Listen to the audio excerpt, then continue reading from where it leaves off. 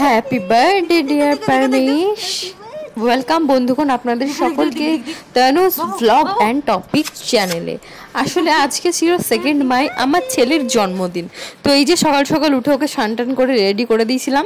তারপর যে সন্ধ্যাবেলায় আমার দিদি, জিজু এবং আমার হাজব্যান্ড মিলে এই যে ডেকোরেশন করছিল, কারণ বাবুর বার্থডেটা এবার ছোট্ট করে আমরা পালন করেছি।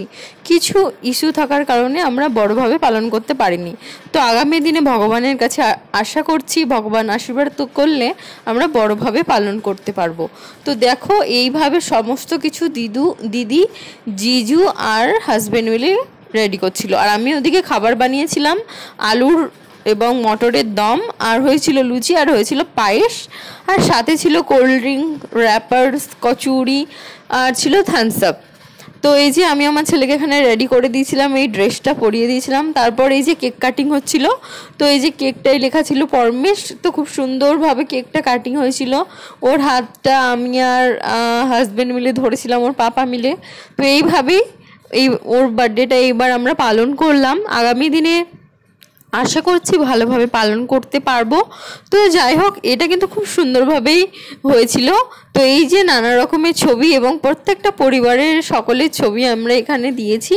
তো এই যে প্রথমে বাবুর সাথে ওর পাপার ফটোটা হয়েছিল, তারপরে আরও যত বাড়ির পরিবার ছিল যেরকমভাবে আমরা ছোটোভাবে পালন করেছিলাম সেইভাবে আমরা ছবিগুলো দিয়েছি। এটা হচ্ছে আমার ছেলের কেকটা, আর এটা হচ্ছে আমাদের পরিবার সকলেই সদস্য, যেমন আমার ঠাকুমা শাশুড়ি, আমার শাশুড়ি, দিদি, জামাইবাবু, কাকিমা, কাকু সকলে রয়েছে। তোমরা ফটোগুলো সকলেই দেখো এবং পুরো ভিডিওটা দেখবে।